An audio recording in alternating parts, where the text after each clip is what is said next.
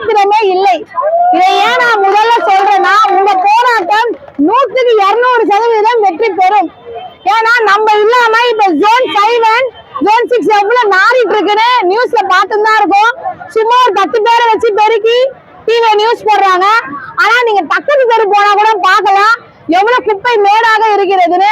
கொடுங்கையூரையும் பெருங்குடியும் ஒரு தெரு முனையிலையும் மாத்திட்டாங்க. மாநகராட்சியை பிரைவேடைஸ் பண்ணி ஒரு விஷயத்தையும் பிரைவேடைஸ் பண்ணி மக்களோட உழைப்பு சுரண்டலை தான் சமூக நீதி அரசு என்ற பெயர்ல அநீதியை செஞ்சுட்டு இருக்காங்க. நம்ம உழைப்பதான் சுரண்டுறாங்க. 21,000 சம்பளத்துக்கே நம்ம போராடணும். ஒரு நாளைக்கு 753 ரூபா வேணும்னு ஒவ்வொரு மீட்டிங்லயும் போராடிதான் நம்ம பெற்றோம். ஈஸியான அதை கூட தந்ததில்ல. ஒரு நாள் ஊதியம் நம்மளுடைய தமிழக அரசு நிர்வகிக்கிறது 18,000. இப்ப உங்களுக்கு கான்ட்ராக்ட்ல 17,000 தராங்க. இதுவே ஒரு அநீதி தான். அவன் 21,000 நான் தரேன்னு வந்தானா 23 வந்தா கூட பரவாயில்ல. 15,000 கூட கையில வராம சென்னையில எப்படி வாழ்றது என்பதை நம்ம தமிழ்நாட்டு அரசை பார்த்து கேட்கணும். எப்படி அவங்க வீட்டுல வாழ முடியுமா? 23,000 ரூபாய் கொடுக்கறதுல கசக்குதா?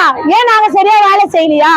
வரவங்க என்ன ரோட்லயே சாப்பாடு போட்டு சாப்பிடுற அளவுக்கு பழம்பழம் ஆக்கிடுவாங்களா? இப்படின்ற போன்ற கேள்வி எல்லாம் கேட்கணும். நம்ம கடும் மழை வெயில் கொரோனா போன்ற காலம் நிஜம் புயல்ல ரோட்ல சேறு மாதிரி தேங்கிட்டு இருந்தது. யாரு பண்ணா? நானும் நான் கவுன்சிலர் இருக்கும்போது என்னோட தூய்மை பணியாளர்கள் சேர்ந்துதான் வாரினாங்க. அவங்களுக்கு உடம்புல எவ்வளவு ஸ்கின் அலர்ஜி வந்ததுன்னு கண்கூடிய பார்த்தோம். அதுக்காக ஒரு கேம்ப போட்டாங்க. அதை போட்டு ஏதோ சமாளிச்சாங்களே தவிர அவங்களுக்கு மிக்ஸாம் புயலுக்கே உங்களுக்கு நிவாரணம் கொடுத்துருக்கணும். இன்சென்டிவ் மாதிரி எதையும் தராம கொடுக்கிற 23,000 7,000 ரூபாய் அடிக்கலாமான்னு மட்டுமே யோசிக்கிற பிரைவேடைஸ் பண்ற இந்த முழு முயற்சியை எல்லாத்தையும் கைவிடணும். ஒன்னா பிரைவேடைஸ் பண்ணா மாநகராட்சின்னு ஒரு பில்டிங் எதுக்கு? கார்பரேட் பில்டிங்லயே எல்லா மீட்டிங்லயும் நடத்திக்கலாமே. மாநகராட்சி உறுப்பினர்கள் என்ற முறையில நாங்க எவ்வளவுதான் எதிர்ப்பு தெரிவிச்சாலும் கொள்கை முடிவுன்றாங்க. உங்க கொள்கை முடிவுதான் என்னன்னு ஒரு பேப்பர்ல எழுதிட்டாங்க. நாங்க படிச்சுக்கிட்டு அத்தை வாட்டி ஓட்டு போடலாமா வேணாமா நாங்க முடிவு பண்ணிக்கிறோம்.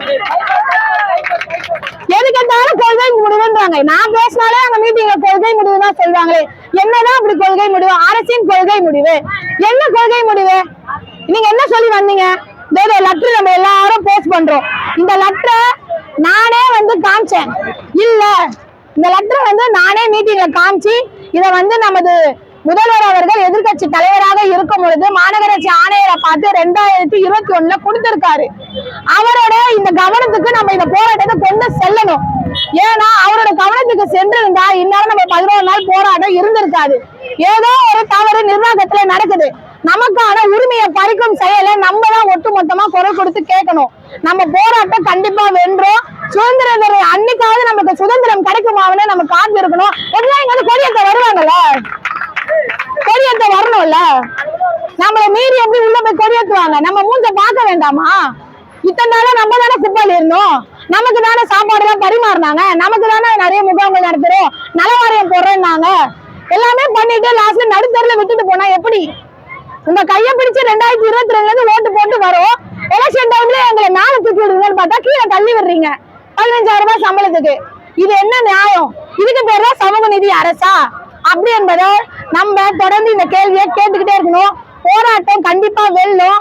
விடாமுயற்சியா நீங்க இருந்து நம்ம போராட்டத்தை வெற்றி பெற்று தமிழ்நாட்டுல இருக்க எல்லாமே அவுட் சோர்சிங் தான், பிரைவேட் தான்.